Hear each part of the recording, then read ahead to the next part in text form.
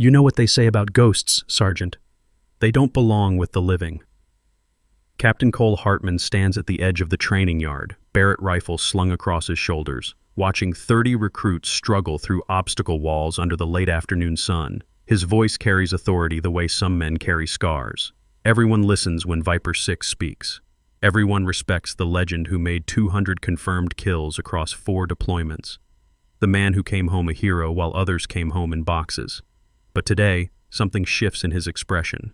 Something cold. Across the red dust yard, a figure limps toward the medical supply depot. She wears fatigues stained with old blood, the kind that doesn't wash out no matter how many cycles you run. Her left leg drags slightly with each step, creating a rhythm that doesn't belong on a military base where movement equals strength and strength equals survival. Look at that limping medic. A private snickers to his buddy, loud enough for the whole formation to hear. Battlefield souvenir, huh? Laughter ripples through the group, 15 soldiers all watching the woman with the uneven gait and the hollow eyes. She doesn't react, doesn't even turn her head, just keeps walking, one painful step after another, hands loose at her sides. Except her breathing follows a pattern.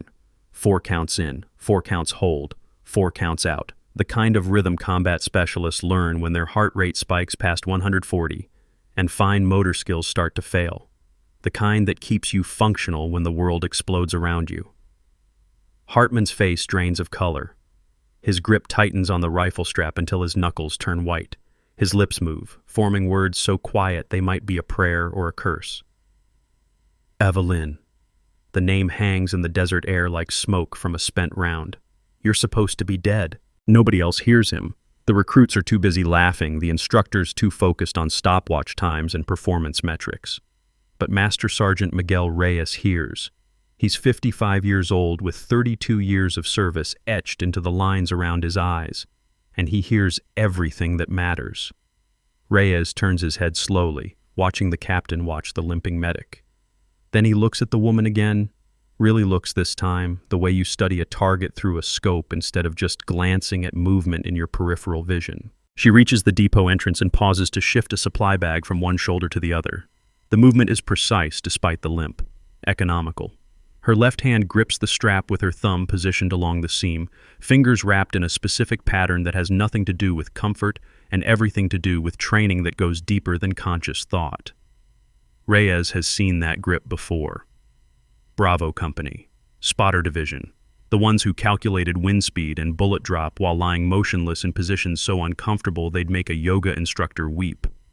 The ones who whispered corrections into a sniper's ear while enemy patrols walked 10 feet away. The ones who supposedly all died at Sangar Ridge 3 years ago. The woman disappears into the depot without looking back. Hartman stares at the empty doorway like it might close on the last 3 years of his carefully constructed reputation. Captain? Reyes keeps his voice neutral. You all right? Hartman blinks. The color returns to his face in patches, uneven and forced. Fine. Thought I recognized someone. Must be mistaken. Must be, Reyes agrees, but his eyes track the depot entrance like a compass finding north. Inside the supply room, Corporal Eva Lynn sets down her bag and leans against a metal shelf.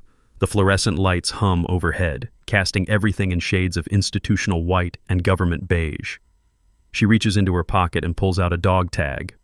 The metal is old, scratched, with serial numbers that don't match any active service record.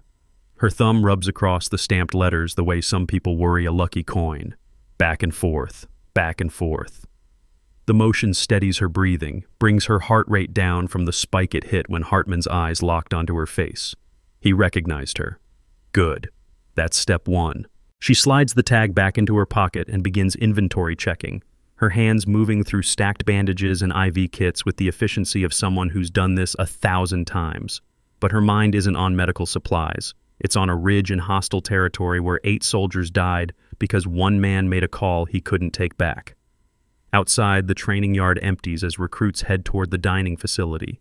Hartman remains frozen in place for another 10 seconds before forcing his legs to move. He walks toward the admin building like a man trying not to run, trying not to look back, trying not to believe what his eyes just told him was impossible. Reyes watches him go. Then he walks to the depot entrance and leans against the doorframe, casual as a man checking the weather. Need any help with inventory, Corporal? Eva doesn't turn around. No, thank you, Master Sergeant. You handle medical supplies the way my old spotter used to handle equipment checks. He says it conversationally, like commenting on the temperature. Methodical, specific grip on the packaging, thumb along the seam for quick access. Her hands still for a fraction of a second, then she continues working. Learned from good instructors. I'm sure you did. Reyes straightens up. Word of advice, though. If you're trying to stay invisible, you might want to stop breathing in combat rhythm when people are watching. He leaves before she can respond. Eva stands alone among the medical supplies, surrounded by the smell of antiseptic and sterile packaging, and allows herself one moment of stillness, one moment where the mask doesn't have to hold. Then she picks up her bag and heads toward the barracks, limping through the golden hour light while dust devils dance across the empty training yard. The dining facility at 1700 hours is controlled chaos. 300 soldiers moving through food lines, claiming tables, arguing about everything from sports to politics to who got stuck on the worst detail rotation.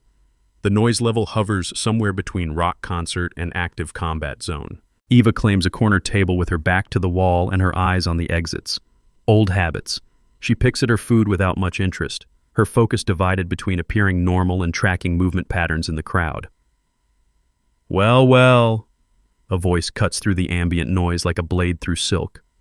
Ghost Medic decided to join the living for dinner.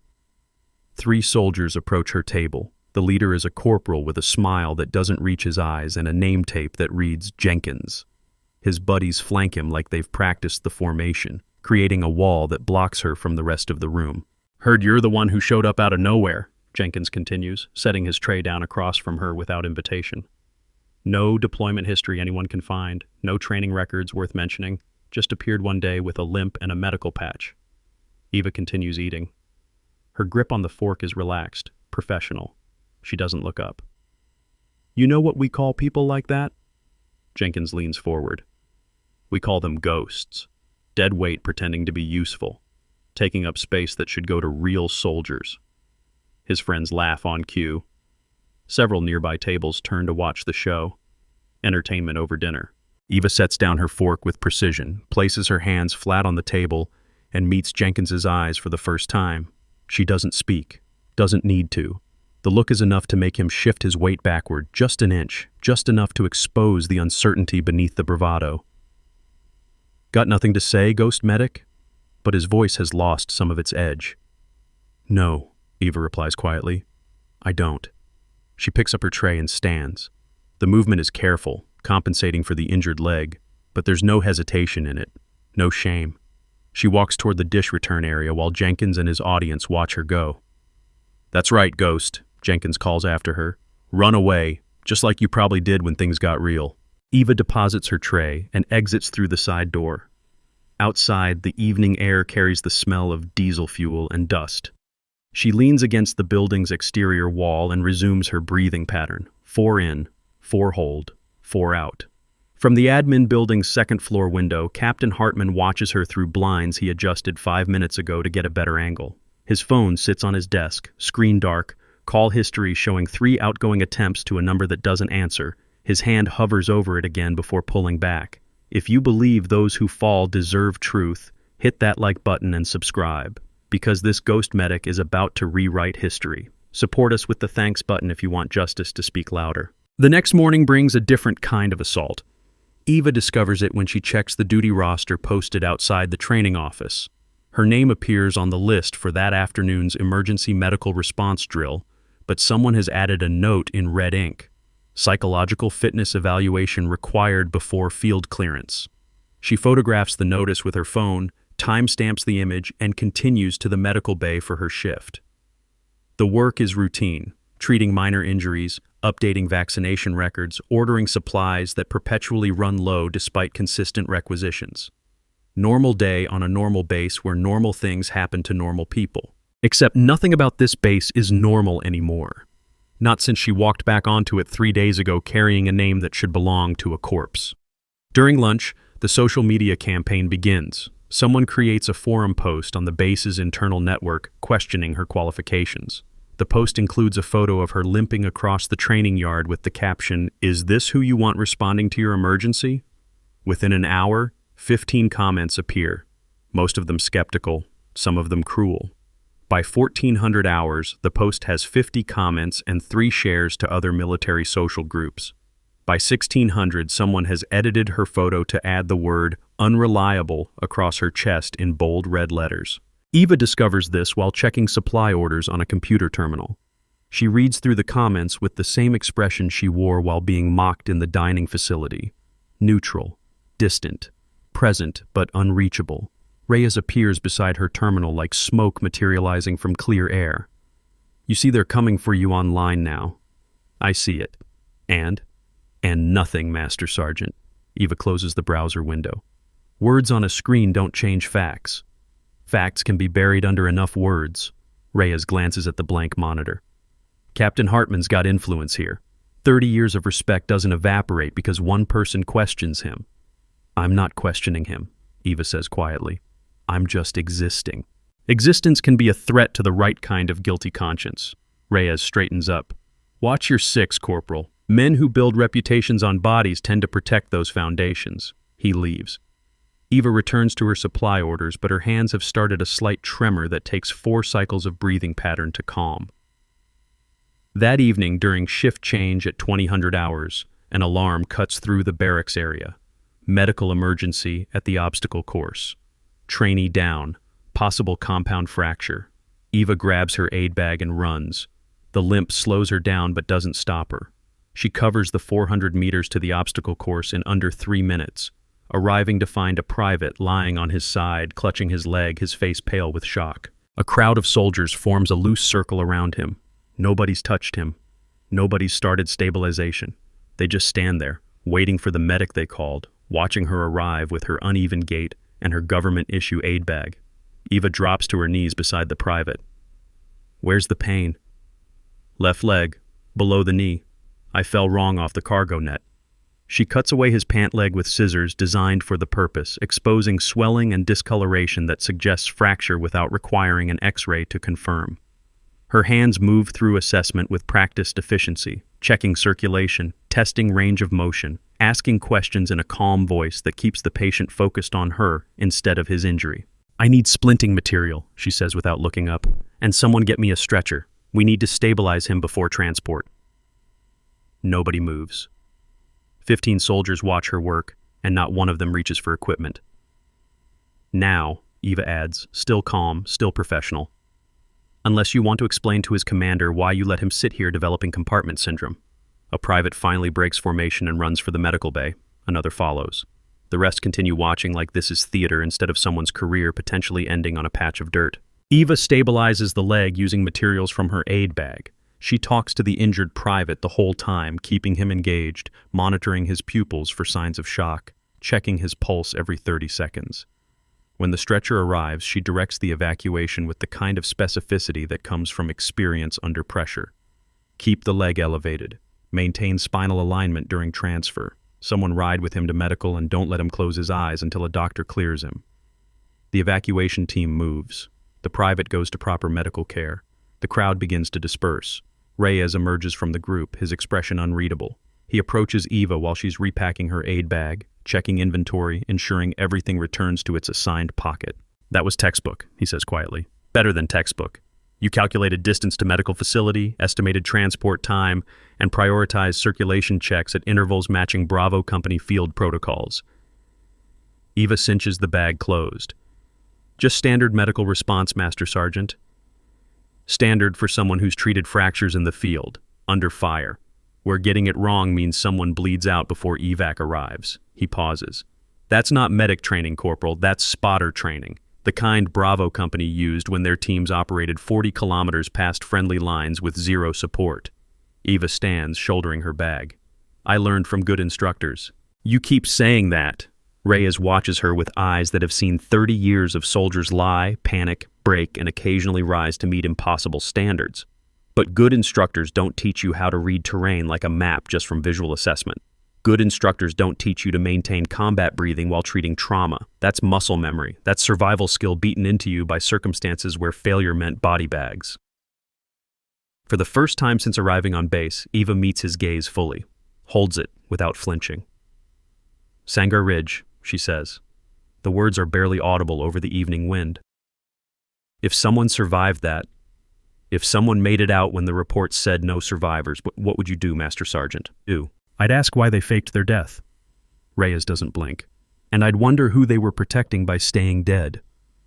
Maybe they weren't protecting anyone. Eva adjusts the bag on her shoulder. Maybe they were hunting. She walks away before he can respond. Behind her, the obstacle course stands empty in the gathering darkness. Cargo nets swaying in the breeze like gallows waiting for the condemned. The next day brings the professional assault. Eva receives official notification at 0800 hours that she's been removed from active duty pending psychological evaluation. The notice cites concerns regarding mental fitness for field deployment and requires her to attend a review board meeting at 1400 hours. The notice is signed by Captain Cole Hartman, Training Division Commander. Eva reads it twice in the medical bay break room while her coffee goes cold. Around her, other medics prepare for their shifts, discussing weekend plans and supply shortages and everything mundane that comprises military life when nobody's actively dying. She folds the notice and places it in her pocket next to the dog tag she's carried since arriving on base. At 13:30 hours, she presents herself at the admin building. The secretary directs her to a conference room on the second floor, where 3 officers wait behind a long table. Hartman sits in the center. To his left, a lieutenant she doesn't recognize. To his right, a major who looks like he'd rather be anywhere else. Corporal Lynn, Hartman begins, his voice carrying the professional neutrality of someone reading from a script they memorized. This review board has been convened to assess your fitness for continued field duty. Several incidents have raised questions about your psychological readiness for the demands of military medical response. Eva stands at attention before the table. She doesn't sit, wasn't invited to. What incidents, sir? Multiple reports of erratic behavior, failure to integrate with unit cohesion, documented instances of isolation from peer groups. Hartman slides a folder across the table. Furthermore, your personnel file contains significant gaps in your training history. No verifiable deployment records, no clear chain of command for your previous assignments. You appeared on our roster 3 days ago without proper clearance documentation. My clearance was processed through higher channels, sir. Higher channels that nobody can verify. Hartman leans forward. You understand how that looks, Corporal. In an environment where security clearance determines access to sensitive operations, unexplained gaps create liability. The major shifts uncomfortably. Captain, with respect, the corporal's medical response yesterday was exemplary. Private Morrison received appropriate care that likely prevented permanent damage. One competent response doesn't override systematic concerns about psychological stability. Hartman counters smoothly. We've all seen soldiers who perform adequately in controlled situations but collapse under real pressure. I'm not willing to risk lives on uncertainty. Eva remains silent. Her breathing maintains its steady rhythm. 4 in, 4 hold, 4 out. Do you have anything to say in your defense, Corporal? The lieutenant asks. He sounds bored, like this is the 4th review board he sat through this week and they all blur together. No, sir. Then this board recommends immediate suspension from field duty pending comprehensive psychological evaluation. Hartman picks up a pen, prepared to sign the document that will effectively end her operational capability on this base. Evaluation will be scheduled through medical command. Timeline estimated at 4 to 6 weeks. You're dismissed. Eva salutes and turns to leave. Corporal. Hartman's voice stops her at the door. One more question. Have we met before? She turns back slowly. No, sir. I don't believe we have. His eyes search her face like he's looking for proof of a lie he can't quite name. You look familiar, like someone I used to know. People say that sometimes, sir, common face. Maybe, but he doesn't sound convinced. Dismissed. Eva exits the conference room and descends the stairs to the main floor. She's 3 steps from the exit when Reyes intercepts her path, holding a tablet. Just saw the board's decision posted to Command Network, he says quietly. 4 to 6 weeks is long enough to bury evidence, long enough to make people forget why they cared in the first place. That's the idea, Master Sergeant. You're not going to fight it? Eva glances back toward the stairwell, toward the second floor where Hartman probably still sits behind his table, protecting the foundation built on bodies that should have come home. No point fighting during daylight, she says. Some battles wait for dark. That night at 2200 hours, Eva lets herself into the administrative building using a key card she obtained through channels that don't appear on any access log. The building sits dark except for emergency lighting in the hallways, casting everything in shades of red and shadow. She navigates to the archive room in the basement where old case files live in banker boxes stacked on industrial shelving. The air smells like dust and paper slowly turning to pulp in the desert heat. She locates the section marked Closed Operations 2020-2023 and begins searching. Sangar Ridge appears in box 17. The file is thin, too thin for an operation that resulted in 8 KIA and 0 survivors. She photographs every page with her phone. Incident reports, casualty notifications, official inquiry conclusions. And there, buried in the appendix, she finds it. Radio transcripts from the operation. Specifically the call sign exchanges between the spotter team and their sniper lead. Viper 6, this is Hawk 2. Coordinates showing discrepancy. Request confirmation. Hawk 2, Viper 6, fire mission approved. Coordinates confirmed. Execute on my mark. Sir, reading shows friendlies at that position. Execute, Hawk 2. That's an order. The transcript ends there. The next entry is a casualty report listing 8 soldiers killed when artillery struck their position instead of the enemy target 200 meters north. Eva photographs the transcript 3 times to ensure clarity. Then she returns everything to its original position and exits the archive room, leaving no trace of her visit except a single access log entry that won't mean anything to anyone who doesn't know what to look for. She's halfway across the main floor when footsteps echo from the stairwell. Captain Hartman descends into view. He's not in uniform, civilian clothes, jacket zipped against the night cold that settles over desert bases once the sun disappears. He carries a laptop bag and wears the expression of a man who came back to collect something he forgot. He sees her, freezes. For 3 seconds, neither of them moves. Corporal Lin. His voice echoes in the empty building. It's 22:30 hours. What are you doing here? Couldn't sleep, sir. Thought I'd review medical protocols in the library. The library is on the 2nd floor. You're on the main floor, near the archive room. Got turned around, sir. Still learning the layout. Hartman takes 2 steps closer. His face is difficult to read in the emergency lighting, all harsh angles and deep shadows. You know what I think, Corporal? I think you're not who you claim to be. I think you're here for a reason that has nothing to do with medical duty or psychological fitness. Eva remains still. I'm exactly who my orders say I am, sir. Orders can be faked. Identities can be stolen. Another step closer. I've been in this military for 30 years. I've seen soldiers crack under pressure. I've seen them lie to cover mistakes. I've seen them break in ways that never fully heal. But I've never seen someone look at me the way you do. Like you're waiting for something. Like you know something. I don't know what you mean, sir. Sangar Ridge. The words drop into the space between them like stones into still water. That's what you asked Reyes about. That's the operation you referenced in your carefully worded questions. Why?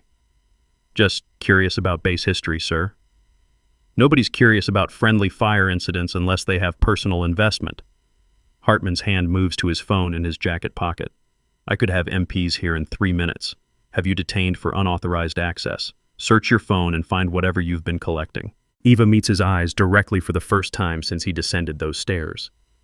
You could do that, sir, but then you'd have to explain why you're also here at 22:30 hours, why you accessed the admin building outside duty hours, what you might have been looking for in the archive room yourself. The silence stretches between them like wire pulled taut. We both know what's in those files, Eva continues quietly. We both know what happened at Sangar Ridge. The only difference is which one of us is trying to bury it and which one is trying to dig it up. Hartman's face hardens. Careful, Corporal. You're on very thin ice making accusations against a superior officer. Not making accusations, sir. Just stating facts about archive access. Eva adjusts her position slightly, weight shifting to her good leg. But since we're having this conversation, I do have one question. When you gave that fire order 3 years ago, did you check the coordinates yourself, or did you just assume your spotter was wrong? The color drains from Hartman's face again, same as it did in the training yard when he first saw her. Who are you? A ghost, sir, like Jenkins said, dead weight pretending to be useful. Eva moves toward the exit, her limp pronounced in the empty building. The difference is, some ghosts come back for a reason. She exits into the night air before he can respond. Behind her, through the building's glass doors, she sees Hartman standing motionless in the red emergency lighting, like a man who just watched his past return from the grave. The next morning, Eva discovers someone accessed the archive room at 2300 hours, 40 minutes after she left, 40 minutes after her confrontation with Hartman in the hallway. When she checks the Sanger Ridge file again that afternoon, using remote access through Major Rourke's terminal, she finds that the radio transcript pages have been removed. The casualty reports remain. The inquiry conclusions remain. But the specific evidence of Hartman's order, of the coordinate discrepancy, of the spotter's warning, all of it has been extracted from the physical file. She sits in Rourke's office while the Major reviews logistics reports and feels the weight of 3 years of planning collapse into ash. "Problem, Corporal?" Rourke asks without looking up from her paperwork. "No, ma'am." Eva closes the terminal access. "Just reviewing old training materials." "Those materials still available?" "Some of them. Others seem to have been archived out of reach." Rourke sets down her pen and fixes Eva with a look that suggests she's aware of significantly more than her neutral expression indicates. Sometimes evidence gets lost in bureaucratic shuffles. Files get misplaced. Digital records experience corruption, convenient for people who need things to stay buried. "Yes, ma'am." Of course, physical evidence is only one form of documentation. Rourke opens a drawer in her desk and removes a small device that looks like a thumb drive. Audio recordings, for instance, can exist in multiple locations simultaneously, redundancy being a cornerstone of good intelligence work. She slides the drive across the desk. Eva stares at it without touching. "I don't understand, ma'am." "Don't you?" Rourke leans back in her chair. 3 years ago, an entire spotter team died at Sanger Ridge. Official inquiry found it was enemy action during a firefight. Case closed. Heroes honored. Families compensated. Everything wrapped up neat and clean. Except one thing always bothered me about that report. The timeline didn't match the radio logs. "Ma'am?"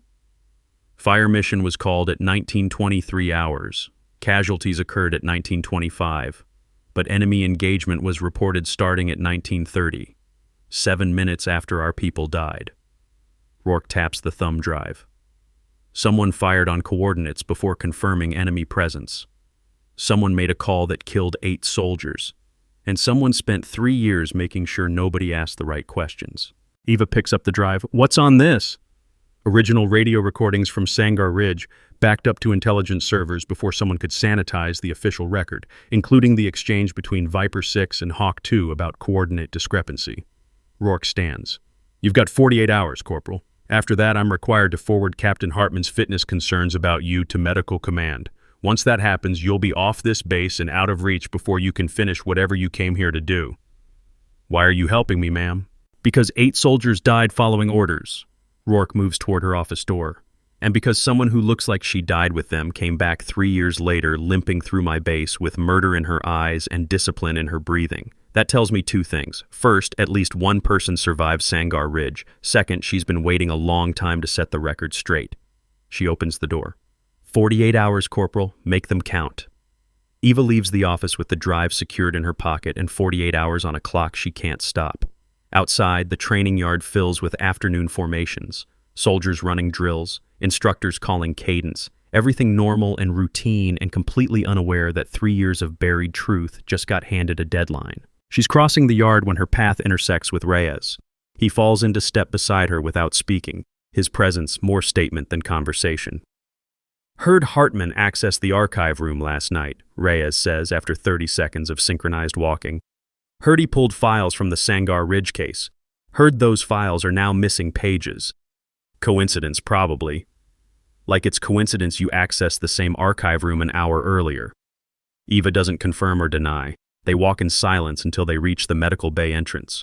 "If someone was planning to expose a cover-up," Reyes continues, voice low enough that only she can hear, "they'd need more than documentary evidence. They'd need a confession, something recorded, something that couldn't be disputed or explained away."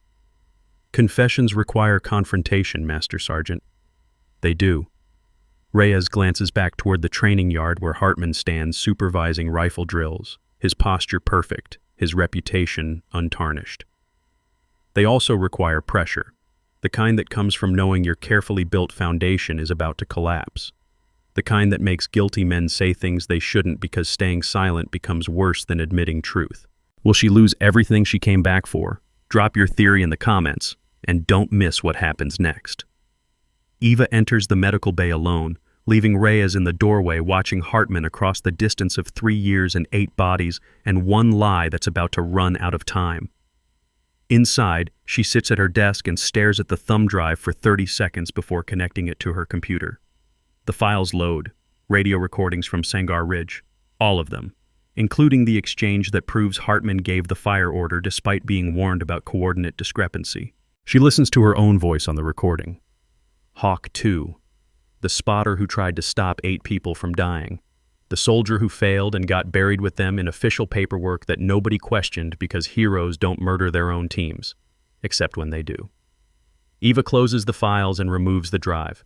She has 48 hours to force a confession from a man who spent 3 years perfecting his story. 48 hours to make Captain Cole Hartman admit what he did when nobody was listening except the dead.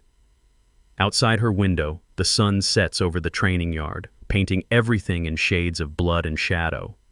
Tomorrow starts the clock. Tomorrow begins the endgame.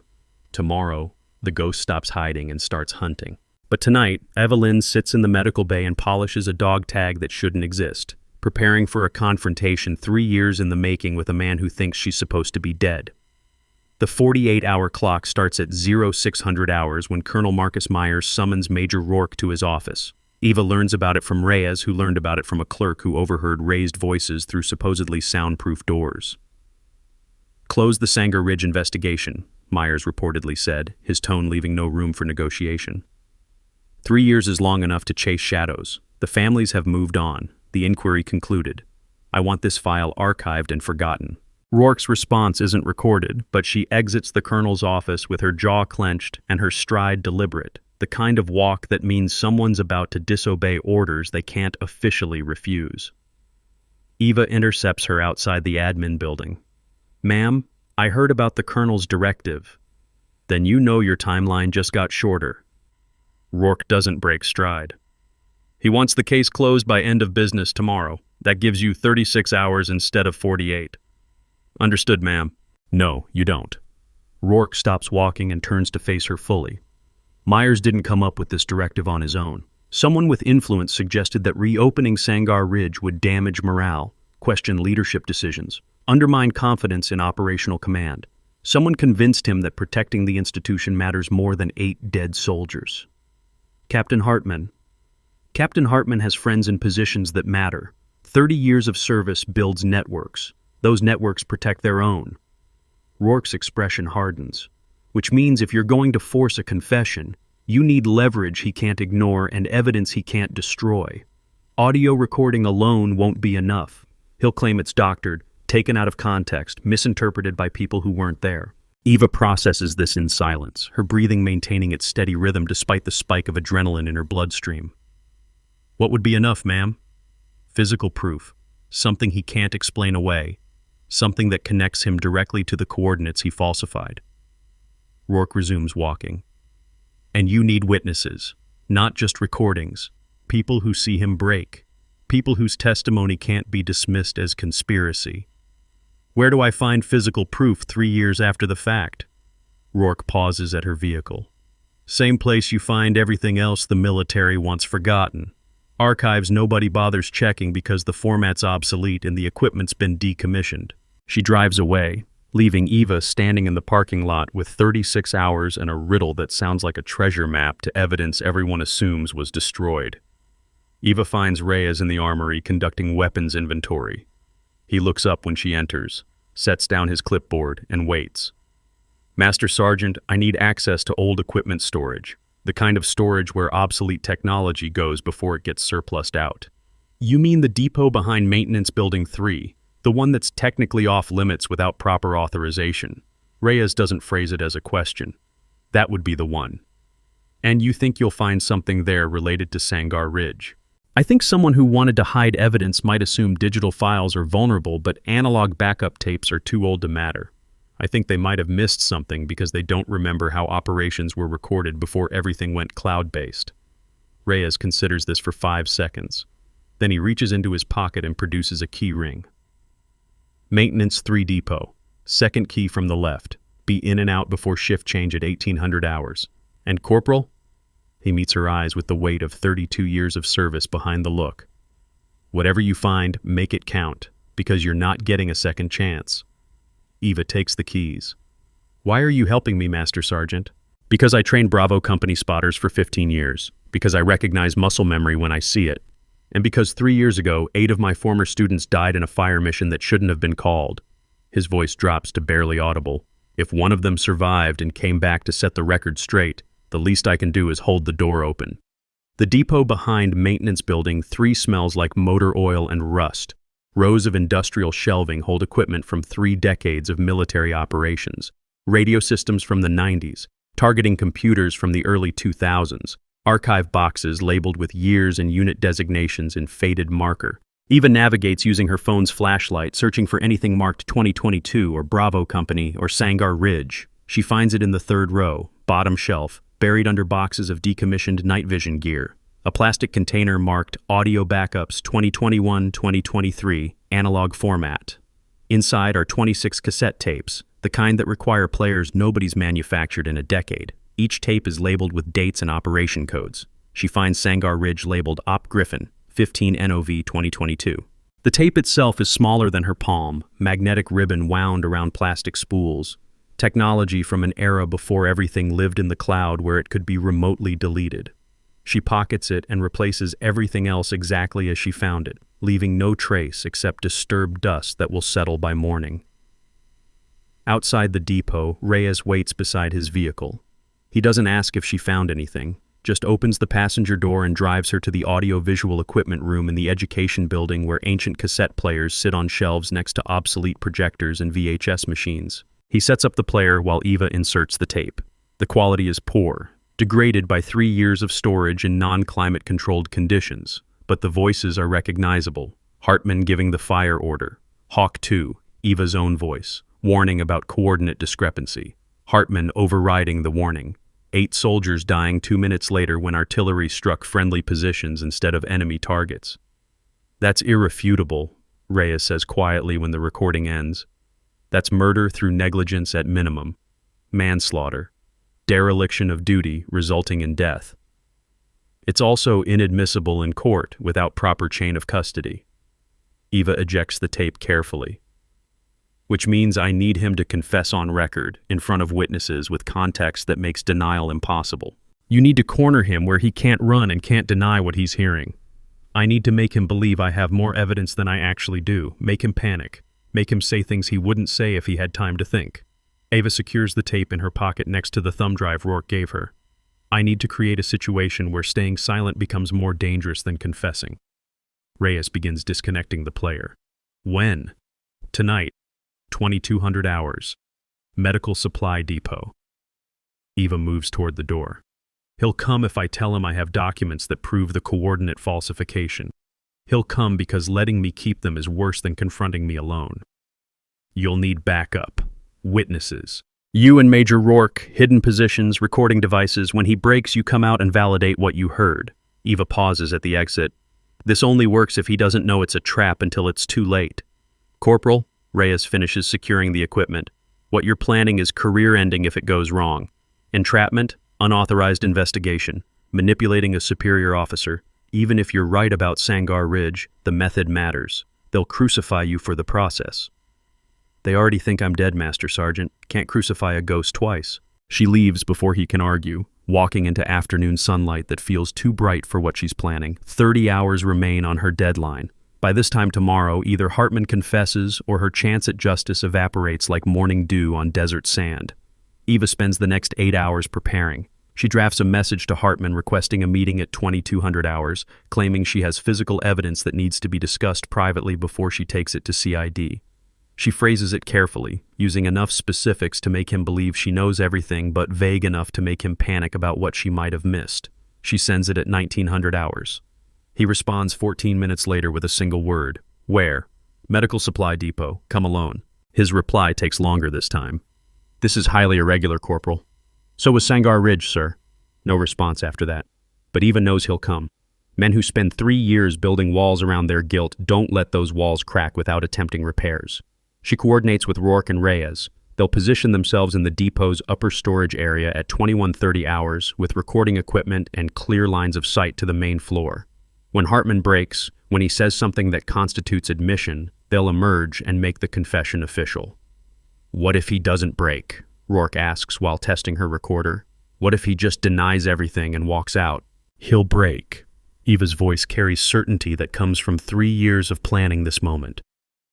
"Because I'm going to play him the tape. I'm going to make him hear his own voice giving the order that killed my team. And when he tries to explain it away, I'm going to show him proof that I was there, that I survived, that I've been waiting." "The tattoo," Reyes says quietly. "You're going to reveal your Bravo Company tattoo." Spotters get unit tattoos after first successful mission. Mine has the coordinates of Sangar Ridge embedded in the design, the exact coordinates Hartman falsified. Eva pulls up her left sleeve slightly, revealing the edge of ink that's been hidden for 3 years. When he sees this, when he realizes who I am and what I represent, he'll understand that staying silent won't save him. The evidence is literally written on my skin. Rourke and Reyes exchange glances that communicate 30-plus years of combined military experience processing the implications of what Eva just revealed.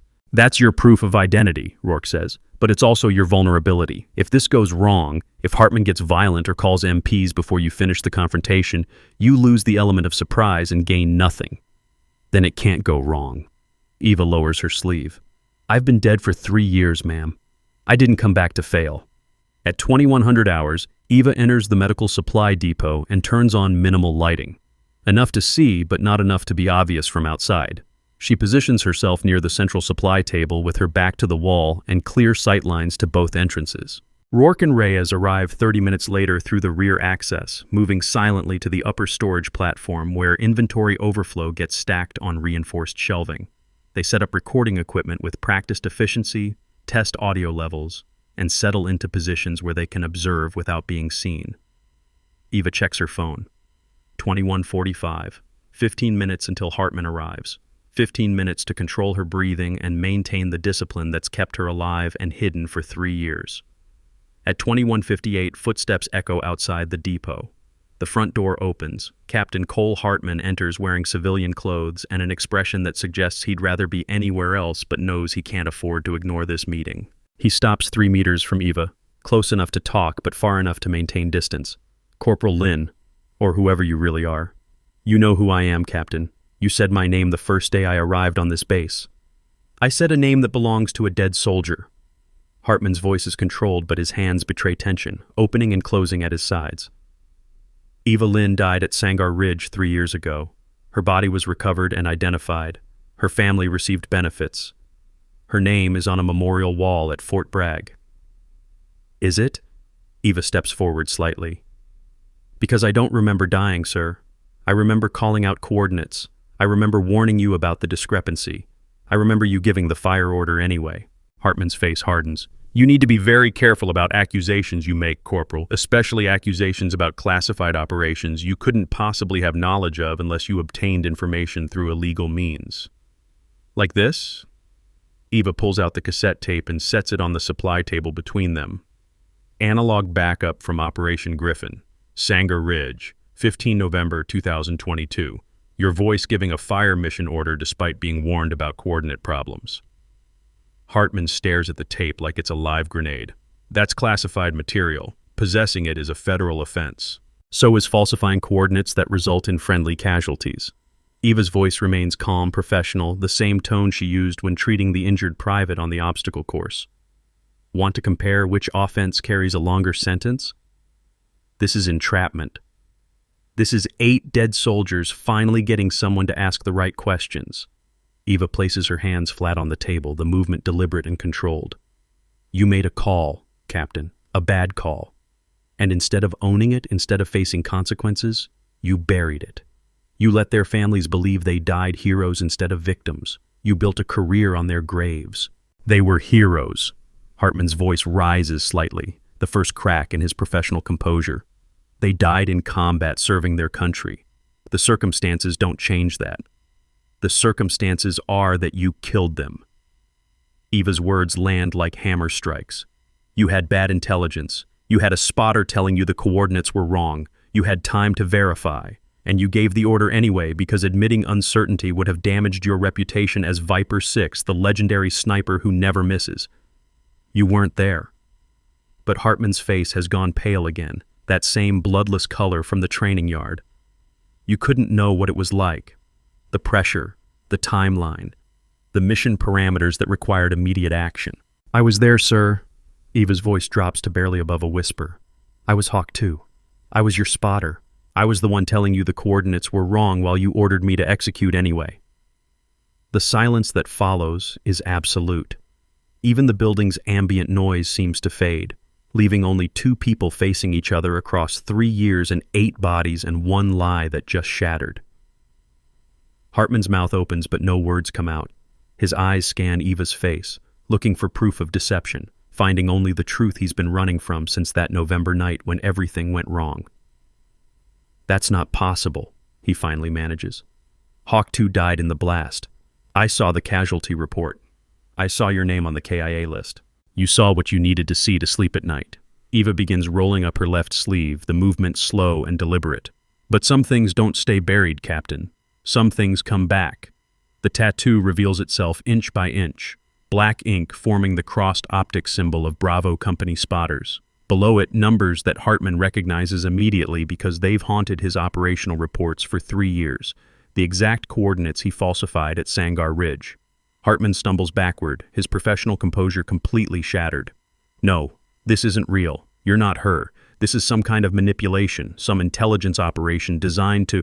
Designed to what? Eva's voice cuts through his spiraling denial. Designed to make you admit you killed 8 soldiers because your ego mattered more than their lives. I was protecting the mission. Hartman's control breaks entirely. I had intelligence suggesting enemy movement at those coordinates. I had authorization from command to engage. If I had delayed, if I had second-guessed every spotter's warning, we would have lost strategic advantage. You had intelligence that was 12 hours old and unverified. Eva steps around the table, closing the distance between them. You had a spotter, me, telling you in real time that the coordinates showed friendly identification transponders. You had every reason to pause and confirm. But you didn't. Because Viper 6 doesn't hesitate. Viper 6 doesn't show uncertainty. Viper 6 makes the call and lives with the consequences. I've lived with the consequences every day for 3 years, Hartman's voice echoes in the depot. Do you think I don't see their faces? Do you think I don't know what I did? Then why cover it up? Eva stands directly in front of him now, her injured leg supporting weight it shouldn't have to carry. Why falsify the report? Why let their families believe it was enemy action instead of friendly fire? Because the truth would have destroyed everything. Hartman's breathing is ragged, uncontrolled. It would have ended my career, ruined the unit's reputation, given our enemies propaganda victories that would compromise ongoing operations. 8 soldiers were already dead. Nothing I could say or do would bring them back, so I made a choice. I protected the larger mission by containing the damage. You protected yourself. I protected the institution. Hartman's face is flushed now, sweat beading on his forehead despite the cool depot air. You think you're the only one who's had to make impossible choices? You think command doesn't factor acceptable losses into every operation? Those soldiers died serving their country. The method doesn't change the sacrifice. The method is everything. Eva's voice remains steady even as her hands tremble slightly at her sides. They died trusting you. They died following your orders, and you erased them from the record to save your reputation. That's not leadership, Captain. That's cowardice wrapped in bureaucracy. Hartman opens his mouth to respond, but movement from the upper platform cuts him off.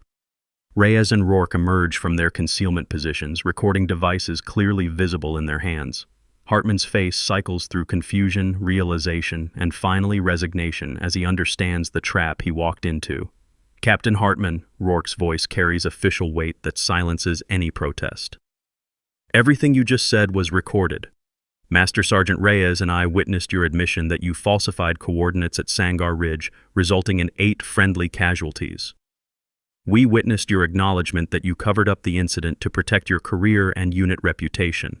Hartman looks between the 3 of them, his legendary composure reduced to the expression of a man watching his world collapse in real time. This is entrapment. Nothing I said here is admissible. CID can make that determination. Rourke descends from the platform. They'll be here in approximately 20 minutes. I notified them before this meeting began that we had credible evidence of falsified casualty reports and needed immediate investigation. 20 minutes, Eva repeats quietly. That's your window, Captain. 20 minutes to decide if you want CID to hear the tape and read the transcripts and piece together what you did, or if you want to tell the truth yourself. On record. In front of witnesses who can verify you weren't coerced. Hartman slumps against a supply shelf, the fight draining out of him like water from a broken container. Why? His voice is hollow. Why come back? Why not just stay dead and let the past stay buried? Eva pulls her sleeve down, covering the tattoo that proved her identity. Because they pulled me from Sangar Ridge barely alive. Military intelligence erased my identity and asked me to stay dead while they investigated whether the friendly fire was accident or something worse. I spent 3 years recovering from injuries that should have killed me, watching you get promoted, watching you train new soldiers, watching you build a reputation on the graves of people who trusted you. She pauses, her breathing still maintaining that 4-4-4 rhythm. I didn't return for revenge, Captain. I returned so you'd confess what you did to 8 soldiers who followed your orders. I returned so their families would know the truth. I returned because dead women don't file reports, but living ones can finish what they started. The silence stretches for 10 seconds before Hartman speaks again. The coordinates came through official channels. I didn't falsify them myself, but I knew they were questionable. I knew Hawk 2's warning had merit, and I gave the order anyway because the mission timeline didn't allow for verification delays.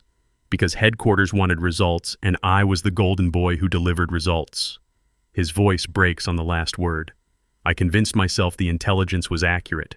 I convinced myself my spotter was overcautious. And when everything went wrong, when the casualty reports came in, I made another choice. I protected the mission by containing the narrative. I told myself it was for the greater good. You told yourself a lot of things, sir. Eva's voice is softer now. The question is whether you believe any of them. Hartman looks at her fully for the first time since the reveal, seeing not just the woman who ruined his career, but the soldier he failed 3 years ago. No, he admits finally. I don't believe them. I don't think I ever did. Footsteps echo outside the depot, multiple people moving with purpose. The CID has arrived ahead of schedule. 4 agents enter the depot wearing casual clothes that don't hide their law enforcement authority. The lead agent, a woman in her 40s with gray streaking her dark hair, assesses the scene with practiced efficiency. Major Rourke, Master Sergeant Reyes, she nods to each. We received your notification about potential evidence in the Sangar Ridge case. I'm Agent Torres, CID. These are Agents Kim, Patterson, and Okonkwo. Her gaze settles on Hartman. Captain Hartman, I need you to come with us for questioning regarding Operation Griffin and subsequent casualty reporting irregularities. Hartman doesn't resist, just straightens his posture in a final gesture of military bearing and nods once. I understand. Sir, Agent Kim steps forward with restraints. I need to secure you while we transport to the investigation facility. Standard procedure. The restraints click closed around Hartman's wrists. He looks at Eva one more time before the agents escort him out. For what it's worth, Corporal, I'm glad you survived. I'm glad someone came back to tell the truth. I just wish it hadn't taken 3 years and your sacrifice to make me face what I did. It didn't take my sacrifice, sir. Eva's voice follows him to the door. It took your confession. I just provided the opportunity. The agents lead Hartman into the night, leaving Eva alone with Rourke and Reyes in a medical supply depot that witnessed the end of one man's career and the resurrection of 8 soldiers' truth. Reyes is the first to speak.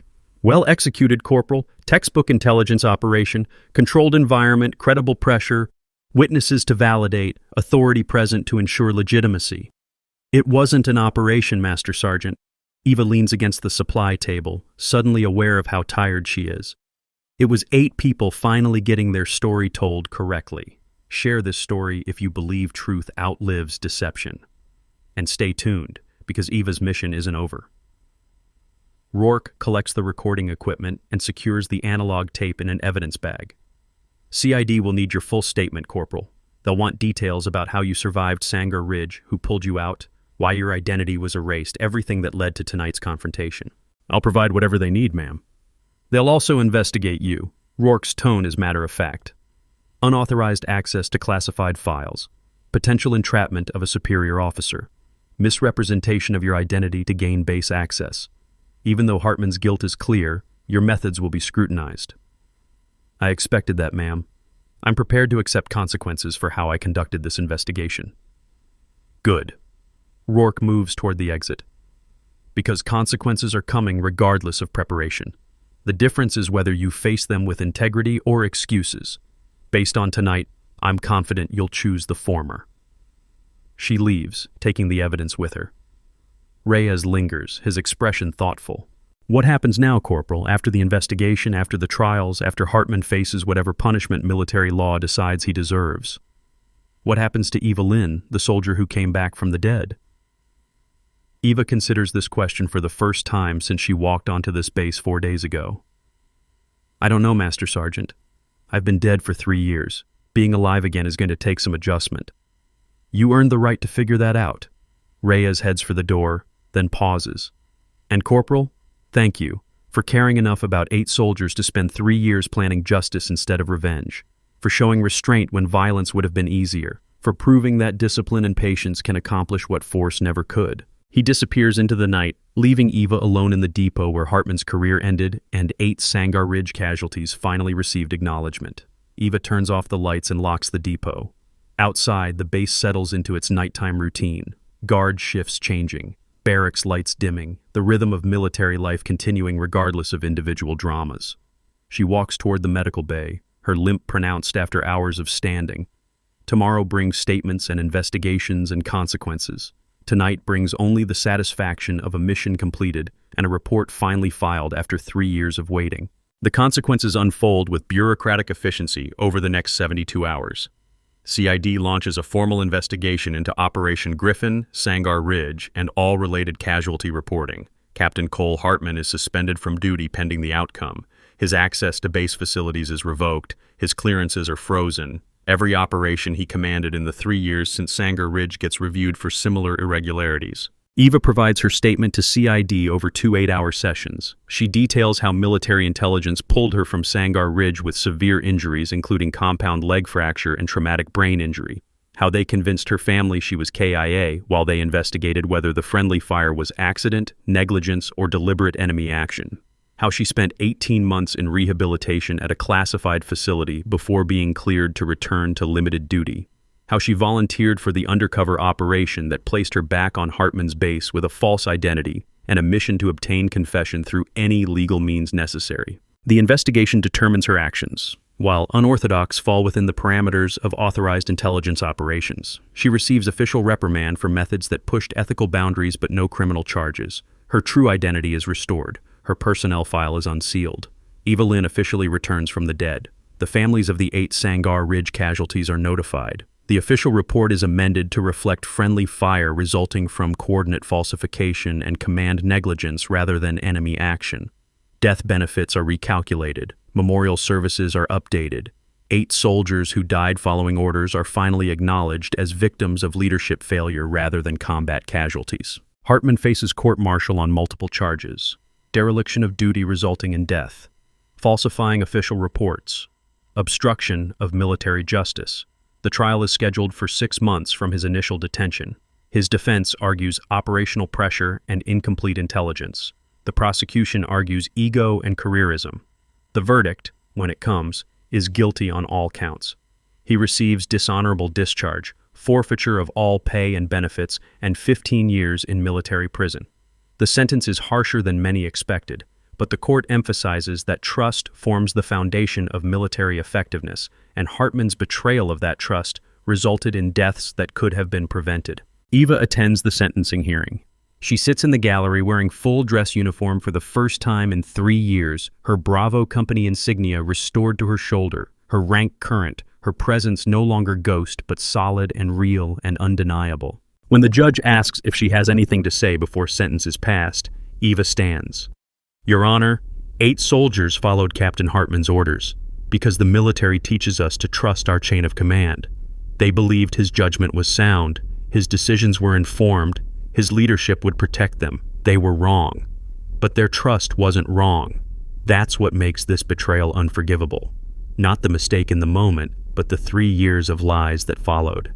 The families who grieved deserve to know the truth. The soldiers who serve now deserve to know that accountability exists even for legends. That's what this sentence represents. Not revenge, accountability. She sits. The judge thanks her. Hartman is escorted from the courtroom in restraints that will define the next 15 years of his life. Outside the courthouse, Eva finds Major Rourke and Master Sergeant Reyes waiting by a staff vehicle. Rourke extends her hand. Corporal Lynn, or should I say Sergeant Lynn, your promotion came through this morning along with your reassignment orders. Eva shakes her hand, processes the words slowly. Promotion, ma'am? Combat experience, exemplary conduct under pressure, successful completion of a complex intelligence operation.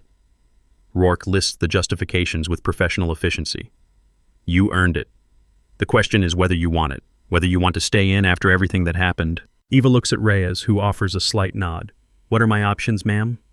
Continue as medical specialist with any assignment you choose. Transfer to intelligence operations given your demonstrated skills, or separate honorably with full benefits and whatever future you want to build. Rourke pauses. The choice is yours, Sergeant. For the first time in 3 years, you're not following a mission parameter or undercover protocol. You're just Eva Lynn deciding what comes next. Eva considers the weight of that freedom. I need time to decide, ma'am. Take what you need. Your orders don't activate for 90 days. Rourke moves toward her vehicle. Whatever you choose, Sergeant, thank you for your service. The real kind, the kind that costs something. She drives away. Reyes lingers, his expression thoughtful. Master Sergeant, can I ask you something? Anything, Sergeant Lynn. Do you think what I did was right? Not legally right or procedurally right, but ethically right. Coming back from the dead to force a confession instead of just filing a report through official channels. Reyes is quiet for a long moment. I think 8 soldiers died because one man prioritized his reputation over their lives. I think that man spent 3 years avoiding accountability while building a career on their graves. I think official channels had 3 years to ask the right questions and chose not to. He looks at her directly. You gave those 8 soldiers a voice when everyone else preferred silence. Whether that's ethically right depends on whether you believe justice matters more than convenience. I know which side of that question I stand on. Thank you, Master Sergeant. Thank you, Sergeant Lynn, for showing me that discipline and patience can accomplish what violence never could. For proving that ghosts can return not for revenge, but for resolution. For finishing the report. He departs, leaving Eva standing alone outside a courthouse where one chapter closed and another begins. 3 weeks later, Eva receives a package at her new quarters. No return address. Inside, a folder marked Classified with a familiar stamp in the corner. She opens it carefully, finding a single photograph and a typed note. The photograph shows a military operations site. Date stamp reads June 2025. Location coordinates indicate somewhere in the same region as Sangar Ridge. In the background, barely visible, stands a figure wearing gear that suggests command authority. The note reads, Sergeant Lynn, Operation Tower 4 concluded with anomalies similar to Sangar Ridge. Coordinate discrepancies. Spotter warnings ignored. Friendly casualties attributed to enemy action. Investigation requested but suppressed due to operational security concerns. Your skills and experience make you uniquely qualified should you choose involvement. No obligation, no deadline. Just information for someone who proved truth matters more than convenience. Protocol remains active. Resources available. Decision yours. Some missions wait for the right person to see them through. The note is unsigned, but the implication is clear. Sangar Ridge wasn't isolated. Command failures resulting in friendly casualties happen more often than official reports acknowledge. Eva sets the photograph on her desk beside the dog tag she carried for 3 years. She stares at both items, while afternoon light fades into evening. Some ghosts return not for revenge, but to finish the report. The question becomes whether one report is enough when the folder suggests others remain unwritten. Eva picks up her phone and drafts a message to Major Helena Rourke, Intelligence Operations. Ma'am, I've decided on my reassignment. Request transfer to investigate operational irregularities, with emphasis on friendly fire incidents and casualty reporting accuracy. Skills applicable. Motivation clear. Available immediately. She sends the message before second-guessing. Before fear or uncertainty convince her to choose the easier path. The response arrives 4 minutes later. Request approved. Report to Intelligence Operations Monday 0800 hours. Bring the folder. Welcome to Tower 4 Protocol, Sergeant Lynn. Some missions wait for the right soldier. This one waited for you. Eva closes her phone and looks at the photograph again. Another operation, another set of soldiers who died following orders. Another ghost waiting to be heard. She stands, testing weight on her injured leg. The limp remains. The pain remains. The memory of 8 soldiers trusting the wrong call remains. Tower 4. Protocol awaits. Another mission. Another set of questions that deserve answers. Most of the time, the system protects them. But when it doesn't, soldiers like Eva Lynn return from the dead to file the reports that others chose not to write. The mission wasn't over, it was just waiting. Some soldiers die in combat, some die from command failure, but none of them deserve to die forgotten because someone chose reputation over accountability. Every soldier carries a story that few ever hear. Listen with your heart. Thank you for staying and watching. Subscribe to MVB Story for more.